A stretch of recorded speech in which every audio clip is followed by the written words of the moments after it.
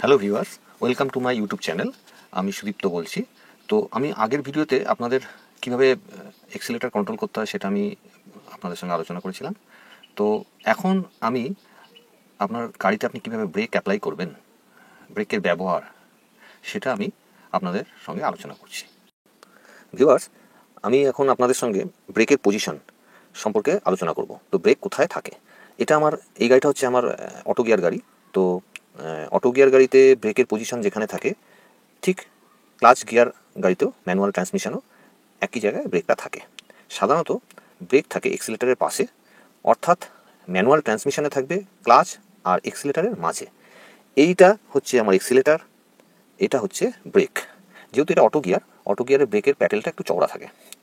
আর আপনার যেটা clutch gear manual transmission থাকবে, সেখানে এই বা পোর্শনে ক্লাচ থাকবে, মাঝখানে ব্রেক থাকবে, ডান দিকে এক্সিলেটার। অর্থাৎ আমি যদি ডান দিক থেকে বাঁ দিকে যাই, তাহলে A for accelerator, B for brake, C for clutch, মানে বা পাটা ক্লাচে থাকবে। তো এইবার আমরা ব্রেকের পজিশন তো বললাম। তো ব্রেকের ওপর আপনাকে কীভাবে পা রাখতে হবে, ব্রেকটাকে আপনি টেকনিক্যালি কীভাবে অ্যাপ্লাই করবেন, সেটা জানতে গেলে বা সেটা ঠিকঠাক করতে গেলে আপনাকে আমি আগের ভিডিওতে যেটা বলেছিলাম, হাঁটুর সঙ্গে আপনার ড্যাশবোর্ডের 4 আঙ্গুল দূরত্ব থাকতে হবে। তাহলে আপনি ঠিকঠাক এক্সিলেটার, ব্রেক, ক্লাচ অ্যাপ্লাই করতে পারবেন, এমনকি স্টিয়ারিংটাও আপনার ঘোরাতে কোনো অসুবিধা হবে না। তো এবার আমি ব্রেকটা কীভাবে অ্যাপ্লাই করবেন। সাধারণত ব্রেক আমাদের অ্যাপ্লাই করতে হয় আমাদের মানে যে পা এক্সিলেটারকে কন্ট্রোল করছে, ডান পা আমাদের এক্সিলেটারকে কন্ট্রোল করবে, ডান পাই আবার ব্রেককে কন্ট্রোল করবে। এইবার ব্রেক যখন আমি অ্যাপ্লাই করব, এটা আপনাকে সবসময় মাথায় রাখতে হবে যে যখন আমি এক্সিলেটার থেকে এক্সিলেটারের সাধারণত আমাদের পায়ের গোড়ালিটা মাটিতে পড়ে থাকে। এবার যখন আমি ব্রেক অ্যাপ্লাই করব, তখন আমাকে এইভাবে জাস্ট পাটাকে রাখতে হবে, পায়ের আঙ্গুলগুলো যেন ব্রেক প্যাডেলে ওপর থাকে, আর গোড়ালিটা এয়ারে থাকবে। আর এই যে আপনি যখন ব্রেক অ্যাপ্লাই করবেন, এটা খেয়াল রাখবেন, এক্সিলেটার থেকে যখন আপনি পাটা তুলছেন, পাটা তুলে যখন ব্রেকটাকে এই একই সরলরেখায় বাঁদিকে সরবে। কখনো যেন পায়ের এই উঁচু অংশটা যেন টাচ না হয়। পায়ের উঁচু অংশটা যদি ব্রেক প্যাডেলে টাচ হয়, তাহলে আপনার ব্রেকটা বেশি প্রেস হয়ে যাবে। এর ফলে কী হবে, আপনার সাডেন ব্রেক হয়ে যেতে পারে, গাড়িটা স্লো করতে গিয়ে দাঁড়িয়ে যেতে পারে, আর এটা আপনি না চাইলেও এটা হয়ে যাবে। তো সবসময় মাথায় রাখবেন, আপনি যখন ব্রেকটা মারবেন, অবশ্যই যেন ব্রেক মারার সময় পায়ের টোটা অর্থাৎ আঙ্গুলগুলো যেন ব্রেক প্যাডেলে থাকে, আর গোড়ালিটা যেন মাটিতে না ঠেকে থাকে। এটা আপনাকে মাথায় রাখতে হবে। ভিউয়ার্স, এখন আমি ব্রেকের টাইমিং এবং ব্রেক কীভাবে আপনি অ্যাপ্লাই করবেন সেটা আমি আলোচনা করছি। টাইমিং বলতে আমরা কী বুঝি? টাইমিং বলতে আমরা বুঝি যে ব্রেকটাকে আমি প্রপার টাইমিংয়ে ব্রেক মারবো, না লেট করে ফেলছি ব্রেক মারতে গিয়ে। সাধারণত এটা মাথায় রাখতে হবে যে যদি আপনি লেট করে ফেলেন ব্রেকটা মারতে, তাহলে আপনার অ্যাক্সিডেন্ট হয়ে যাচ্ছে। আর যদি আপনি প্রপার টাইমিং করেন, তাহলে আপনি কিন্তু অ্যাক্সিডেন্ট হচ্ছে না। অথবা আপনি টাইমিংটা নতুন অবস্থায় একটু আগেও করতে পারেন। তাহলে কী হবে, আপনি যেখানে দাঁড়াবার তার একটু আগে দাঁড়ালেন, এতে কোনো আপনার অসুবিধা হবে না। এবার আপনি এই যে টাইমিং, এবার আমার টাইমিংটা কখন দেরি হয়? টাইমিংটা তখনই দেরি হবে, সাধারণত আপনি মনে করলেন যে আমি একটা 30 স্পিডে গাড়িটা চালাচ্ছি, সামনে একটা মোড় আছে বা বাম্পার আছে, তা আমি দাঁড়াবো। তা আমি আগের ভিডিওতে আপনাদের বলেছিলাম, যদি 30 স্পিডের গাড়ি চলে, নতুনদের ক্ষেত্রে বিশেষ করে, তারা যেন 30 মিটার আগে থেকে এক্সিলেটারটা ছেড়ে দেয়। আমি এই কারণেই বলেছিলাম, যদি তারা 30 মিটার আগে এক্সিলেটারটা ছাড়ে, তাহলে সে ব্রেকে পাটা নেওয়ার সময়টা পাবে। এবার যদি বাই চান্স সে ব্রেক মারতে গিয়ে কোনো কারণে পাটা এদিক ওদিক হয়ে যায়, সে আবার নির্দিষ্ট সময়ের মধ্যে সে পাটাকে ঠিক করে নিতে পারবে। এই জন্য নতুনদের ক্ষেত্রে যেই স্পিডে গাড়ি চলবে, ধরুন চলছে 40 স্পিড কি 50 স্পিড, 40 স্পিডে চলে 40 মিটার আগে, আর 50 স্পিড থাকলে 50 মিটার আগে আপনাকে এক্সিলেটার ছেড়ে ব্রেকে পা রাখতে হবে। এইবার অনেকে সাধারণত নতুনরা ভুলটা কী করে ফেলে, গোড়ালিটা তো মাটিতে থাকে এক্সিলেটার দেওয়ার সময়, ওই সময় কী করে, গোড়ালিটাকে মাটিতে রেখে তারা পাটাকে বাঁ দিকে ঘুরিয়ে ব্রেকে নেওয়ার চেষ্টা করে। এতে টেকনিক্যালি অসুবিধাটা কোথায় হবে, আপনার ব্রেকটা সাডেন হয়ে যাবে। আপনি হয়তো স্লো করতে চাইছেন গাড়িটা, ওই সময় ব্রেকটা সাডেন হয়ে গিয়ে গাড়িটা ওখানেই স্টপ হয়ে যাবে, গাড়িটা দাঁড়িয়ে যাবে সঙ্গে সঙ্গে, স্লো আর হবে না। তো এই জায়গাটা একটু মাথায় রাখবেন, যখনই আপনি ব্রেকে পাটা নিয়ে যাবেন, তখন যেন গোড়ালি এয়ারে থাকে। এবার আপনার অনেক সময় টাইমিং কখন দেরি হয়ে যাবে, নতুন যারা দেখবেন শর্ট পিক আপ নিয়ে গাড়ি চালায়, শর্ট পিক আপ বলতে নিমিষে তার স্পিড তুলে নিল, যারা খুব তাড়াতাড়ি পিক আপ দাবিয়ে স্পিডটা তোলার প্রবণতা রাখে বা যারা ড্রিবলিং করার প্রবণতা রাখে, তাদের ক্ষেত্রে কিন্তু ব্রেকে টাইমিং দেরি হয়ে যাবে। তো যখন আপনি নতুন গাড়ি চালাবেন এটা মাথায় রাখবেন, আপনি সাইকেল বাইকে কী চালান, কী স্পিডে চালান, ওটা কিন্তু এখানে অ্যাপ্লাই করলে হবে না।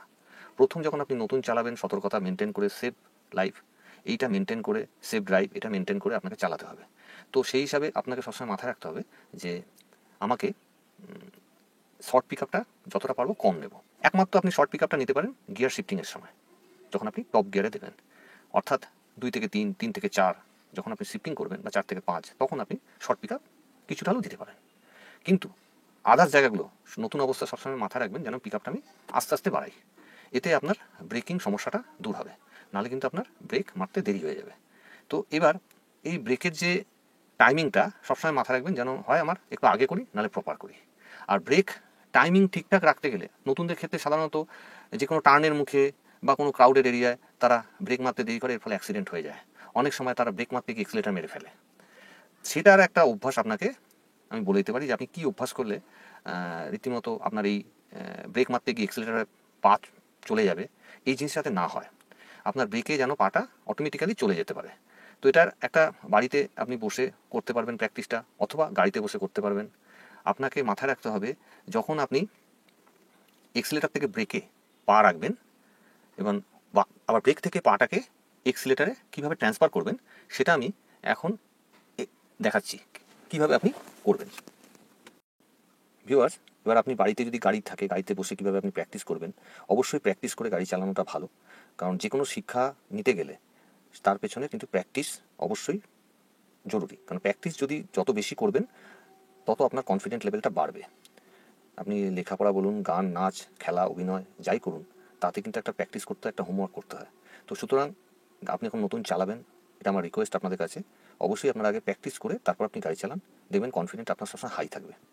এবার যেটা হচ্ছে প্র্যাকটিসটা কীভাবে করবেন, বাড়িতে গাড়ি থাকলে কীভাবে করবেন, আবার গাড়ি না থাকলে কীভাবে করবেন, সেটা আমি নেক্সট কিছুক্ষণ পরে আপনাদের দেখাচ্ছি করে। তো ফার্স্ট আমি দেখাচ্ছি গাড়িতে কীভাবে আপনি প্র্যাকটিস করবেন। এই পাটা রেখেছি, দেখুন পায়ে কিন্তু এক্সিলেটারটা আমি একটু সরিয়ে রেখেছি, এক্সিলেটারের ওপর পাটা, গোড়ালিটা মাটিতে আছে। এইবার আপনি প্র্যাকটিসটা কীভাবে করবেন, ফার্স্ট এই যে সরছে জিনিসটা, এই একই সরলরেখায় বাঁদিকে সরবে স্ট্রেট। এই যে সরলো, গোড়ালি এয়ারে থাকবে, এটাকে বলছি 1। তারপর এই যে গোড়ালি মাটিতে ঠেকালাম, এটা হচ্ছে 2। তারপর আমার এক্সিলেটারটা পা পড়লো, এটা হচ্ছে 3। তার মানে 1 2 3, 1 2 3, 1 2 3।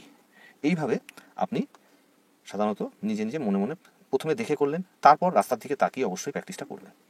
1 2 3, মানে 1 হচ্ছে প্যাডেলে যখন টাচ করলেন, 2 হচ্ছে গোড়ালি টাচ করলেন, 3 হচ্ছে এক্সিলেটার টাচ করলেন। ভিউয়ার্স, ব্রেক যখন আমরা গাড়ি চালাবো, ব্রেকটাকে কখন আমরা প্রেস করব, কখন প্রেস করব না, এটা বলার অর্থ হচ্ছে আপনি ব্রেকটাকে আমরা কখন প্রেস করি, গাড়িটাকে কোথাও দাঁড় করাবার জন্য, স্টিল দাঁড় করাবার জন্য, পার্কিং করবার জন্য আমরা ব্রেকটাকে আমরা পুরোটা মারি। আবার কোথাও কোথাও গাড়ি স্লো করার জন্য আমরা ব্রেকটাকে প্রেস করি। তো আপনাকে এটা মাথায় রাখতে হবে, ব্রেক যখন আমি প্রেস করব, তো ব্রেক প্রেস করার আগে আমাকে ক্লাচ টিপে ব্রেক মারতে হবে। এবার ক্লাচের সঙ্গে ব্রেকের একটা রিলেশন আছে। আপনি ক্লাচ কখন টিপে ব্রেক মারবেন, আবার কখন শুধু অনলি ব্রেক মারবেন, সেটা আমি ক্লাচ পোর্শন ভিডিও যখন করব তখন সেটা আমি আপনাদের ক্লিয়ারলি বুঝিয়ে দেবো। তো আমরা তার মানে ব্রেক প্রেস করব কখন, গাড়ি পার্কিং করার সময়, আর স্লো করব কখন, কোনো বাম্পার বা কোনো ভাঙাচোরা রাস্তা বা কোনো ক্রাউডেড এরিয়া দিয়ে যখন আমি যাব, তখন আমাকে স্লো করতে হবে। তো এবার ব্রেক মারতে গেলে আপনার ফিলিংস, যে আপনি ব্রেকটা ঠিকঠাক মারছেন কি ঠিকঠাক মারতে পারছেন, এই ফিলিংসটা আসবে কী করে। তো দেখবেন আপনি যদি গোড়ালি ফেলে ব্রেকটা মারতে যান, তাহলে কিন্তু আপনার ব্রেকের ওপর যে প্রেসটা, আপনার যে পায়ের যে জোরটা যেটা প্রেস করছেন, সেই প্রেসিংটা কখনো বেশি হতে পারে, কখনো আবার কম হতে পারে। তো গোড়ালি তুলে সবসময় ব্রেক মারবেন। গোড়ালি তুলে যখন ব্রেকটা মারতে যাবেন, তখন দেখবেন আপনার হাঁটু আপনাকে জানান দেবে যে কতটা আপনি ব্রেকটা প্রেস করছেন। হাঁটু আপ অ্যান্ড ডাউন করে সেটা আপনাকে জানান দেবে। তো আপনি যদি গোড়ালিটা মাটিতে ফেলে ব্রেকটা মারেন, তখন কিন্তু হাঁটু কোনো আপ অ্যান্ড ডাউন করবে না। তো সেইখান থেকে আপনি কোনো ফিলিংস পাবেন না। এটা কিন্তু খুব মনে করে জিনিসটাকে আপনারা দেখতে পারেন। তো এবার এই যে ব্রেক আপ অ্যান্ড ডাউন, আপনার হাঁটু যে আপ অ্যান্ড ডাউন করছে, এই যে ফিলিংসটা পাচ্ছেন, এবার সেকেন্ড ফিলিংস কীরকম পাবেন, যেহেতু সাধারণত এখন বেশিরভাগ ডিস্ক ব্রেক, এবিএস ব্রেক, তো এখানে আপনাকে ফেদার টাচ করে প্রেস করতে হবে। আপনার বেশি প্রেস হয়ে গেলে গাড়িটা ঝট করে দাঁড়িয়ে যেতে পারে। তো এই ব্রেক কখন আপনার ফিলিংসটা জাগাবে যে আপনি ব্রেকটা এবার গাড়িটা দাঁড়াতে চলেছে।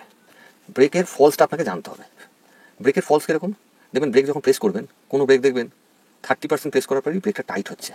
এই যে টাইট যখন হবে তখন আপনাকে মাথায় ধরতে হবে যে এবার আমার ব্রেকটা এবার ধরবে। এবার যখনই টাইট হয়ে গেল, এবার ওই টাইট অবস্থায় যদি আপনি 8-10 সেকেন্ড জিনিসটাকে প্রেস করে রাখেন তাহলে কিন্তু গাড়িটা দাঁড়িয়ে যাবে। আবার আপনি যদি স্লো করতে চান, আপনার ব্রেক প্রেস করা মাত্র যে টাইটটা হলো সেখানে 2-4 সেকেন্ড আপনাকে স্টে করে তারপর আবার লুজ করে দিতে হবে। তাহলে কিন্তু আপনার ওটা গাড়িটা স্লো হচ্ছে, তাহলে গাড়িটা স্লো হবে। আর আপনি যদি ওই 2-4 সেকেন্ড না ধরে আপনি 8-10 সেকেন্ড ওটাকে স্টে করে দিলেন, চিপে ধরে রাখলেন, টাইট অবস্থায় চিপে ধরে রাখলেন, তাহলে কিন্তু গাড়িটা দাঁড়িয়ে যাবে। এইটা নতুনদের ভালো করে বুঝতে হবে। আমরা যখন ব্রেক মারব, সাধারণত কোনো মোড় আসবার আগে আমাকে ব্রেক মারতে হবে। এটা সবসময় মাথায় রাখবেন। টার্ন নিতে নিতে যেন ব্রেকটা না মারা হয়। সাধারণত আমরা সাইকেল বাইকেও তাই করে থাকি, যে কোনো টার্ন নেওয়ার আগে আমরা আমাদের চাকা সোজা রেখে আমরা ব্রেকটা মারব। চাকা সোজা না রাখলে আপনার গাড়ি যদি বেশি স্পিডে থাকে গাড়ি পাল্টিও মেরে দিতে পারে, অর্থাৎ গাড়ি দুর্ঘটনা ঘটে যেতে পারে। তো সবসময় ব্রেক মারবার সময় মাথায় রাখবেন আমরা যে কোনো টার্নের আগে চাকা সোজা রেখে আমরা ব্রেক মেরে স্লো করব। এরপর এই যে যখন এটা তো নয় আমরা ব্রেক মারলাম, আবার অনেক টার্নে যে টার্নগুলো আমাদের কাছে ব্লাইন্ড মোড় বলতে যে মোড় উল্টো দিক দিয়ে কে আসছে, কোনো যানবাহন আসছে কি কোনো মানুষ আসছে এটা দেখা যাচ্ছে না, বা রাস্তাটা ক্লিয়ারলি দেখা যাচ্ছে না, ওই মোড়গুলোকে আমরা সাধারণত ব্লাইন্ড মোড় বলে থাকি। তো এই ব্লাইন্ড মোড়ে আমরা সবসময় সতর্কতা নিয়ে ঘুরব। সবসময় যে সব মোড়ে আমাদের ব্রেক মেরে স্লো করতে হবে তা না, গাড়ি স্পিড অনুযায়ী আমাদের ব্রেক মেরে স্লো করতে হয়। কিছু কিছু সময় গাড়িটা হয়তো আস্তে ঘুরছে কিন্তু কোনো ব্লাইন্ড মোড় দিয়ে হয়তো গাড়িটা টার্ন নিচ্ছে, তখন আপনাকে সবসময় মাথায় রাখতে হবে যে কোনো টার্নেই আমি ঘুরি না কেন আমাকে ব্রেকে পা রেখে, ব্রেকের প্যাটেলে যেন পাটা রেখে মোড়টা ঘুরি। এতে কি হবে, আপনার হট করে যদি কেউ সামনে চলে আসে, কারণ যেহেতু ব্লাইন্ড মোড় আপনি দেখতে পাচ্ছেন না, তখন আপনি ব্রেক মেরে সঙ্গে সঙ্গে গাড়িটাকে দাঁড় করাতে পারবেন। আর যদি ব্রেকে পা না থাকে, এক্সিলেটারে পা থাকে, ওই সময় আমাদের সাইকোলজিটা একটু অন্য টাইপের কাজ করে। তখন সে মনে করে যে আমি ব্রেক মারছি, এক্সিলেটার থেকে পাটা সে তুলে আর বাঁদিকে আর সে সরায় না, যেহেতু সেই অবজেক্ট বা কোনো গাড়ি বা কোনো মানুষ তার সামনে হঠাৎ উপস্থিত হয়েছে। তখন সে কী করে, যেহেতু সে নতুন, তখন সে তারা তড়িঘড়ি ব্রেক মারতে গিয়ে এক্সিলেটার থেকে পা তুললো ওপরে, পাটার বাঁদিকে সরালো না, সে আবার ব্রেক মারছি ভেবেই সে কিন্তু তখন আবার এক্সিলেটার প্যাডেলেই প্রেস করে। এর ফলে কি হয়, গাড়ির স্পিড বেড়ে গিয়ে তার যিনি চালাচ্ছেন তার মাথা হ্যাং করে যায়, গিয়ে অ্যাক্সিডেন্ট ঘটায়। তো এই জিনিসটা কিন্তু খুব ভাইটাল যে আপনাকে যে কোনো টার্ন নিতে গেলে আপনাকে কিন্তু ব্রেকে পা রেখে টার্ন নেওয়া উচিত। কোনো ক্রাউডের এরিয়া দিয়ে যাচ্ছি, আমি ব্রেকে সবসময় যে ব্রেক অ্যাপ্লাই করতে হবে তা না, ব্রেকে পা রেখে সেফটি বজায় রেখে আপনি যেন চালান, এইটা সবসময় মাথায় রাখবেন। ভিউয়ার্স, ব্রেকের ফলসটা আপনাকে জানতে হবে, বুঝতে হবে। যে গাড়ি চালাচ্ছেন সে গাড়ির ব্রেক কোনো সময় দেখবেন কোনো গাড়ির ব্রেক ফলস 50% থাকে, মানে 50% ফলস বলতে 50% ব্রেক প্রেস করার পর তারপর আপনার অর্ধেক অবস্থায় গিয়ে ব্রেকটা টাইট হচ্ছে। আবার কোনোটা দেখবেন 25% ফলস আছে, ব্রেকটা চিপছেন 25% পর সে ব্রেকটা ধরছে বলতে ব্রেকটা টাইট হচ্ছে। এটা অবশ্যই আপনাকে বুঝতে হবে। তো ব্রেকটা অবশ্যই আপনি বাড়িতে প্র্যাকটিসটা আমি দেখিয়ে দিচ্ছি, সেই প্র্যাকটিস করে বা গাড়িতে যদি চালাবার আগে আপনার গাড়িতে প্র্যাকটিস করে তারপর আপনি গাড়ি চালান, আশা করছি ব্রেক মারতে গেলে কোনো ভুল হবে না। ভুলভাল আপনি যে ব্রেকের জায়গায় আপনি এক্সিলেটার পা দিয়ে দেবেন সেটার হবে না। ভিউয়ার্স, এইভাবে আমি জাস্ট চটিটা আপনাকে সেট করে দেখাচ্ছি, আপনি বাড়িতে বসেও প্র্যাকটিস করতে পারেন। সবসময় যে গাড়িতে বসে করতে হবে তা নয়। আপনি ডান চটিটাকে আপনার পায়ে সোজাসুজি রাখলেন, আর তার ঠিক 1.5-2 ইঞ্চি গ্যাপিং করে বা চটিটা রাখলেন। এইবার আপনি জাস্ট প্র্যাকটিস করবেন, প্রথমে দেখে করবেন, তারপর না দেখে করার চেষ্টা করবেন। কারণ আমরা যখন গাড়িটা চালাই আমরা রাস্তার দিকে চোখ থাকবে আমাদের, তো নিচের দিকে তাকালে অ্যাবসেন্ট মাইন্ড হয়ে গিয়ে অ্যাক্সিডেন্ট হতে পারে। তো প্রথমে দেখে করবেন এই কারণে যে ঠিকঠাক পাটা রাখছেন কিনা। তারপর যদি দেখেন যে আমি পাটা ঠিকঠাক রেখে ব্রেকটা মারার প্র্যাকটিসটা পারছি, তখন আপনি রাস্তার দিকে তাকিয়ে আপনি করবেন। তো এবার ফার্স্টে দেখাচ্ছি, এইভাবে পাটা এইভাবে একই সরলরেখা সরালেন 1, তারপর গোড়ালি ফেললেন 2, তারপর 3, তারপর এক্সিলেটার টাচ হচ্ছে, মানে 1-2 গোড়ালি ফেললেন, 3 হচ্ছে এক্সিলেটার টাচ হবে। এইভাবে আপনাকে অবশ্যই প্র্যাকটিস করতে হবে। যত করবেন তত আপনার পা সচল হবে। ভিউয়ার্স, আশা করছি আজকের ভিডিওটা আপনাদের ভালো লাগবে বা ভালো লেগেছে। তো নেক্সট ভিডিওগুলো আপনারা যাতে দেখতে পান, তো তার জন্য আপনাদের আমার চ্যানেলটা সাবস্ক্রাইব করতে হবে। বেল আইকনে গিয়ে ক্লিক করলে নেক্সট ভিডিওর নোটিফিকেশানগুলো আপনারা পেয়ে যাবেন। তো আজকের জন্য আমি ভিডিওটা এখানেই শেষ করছি।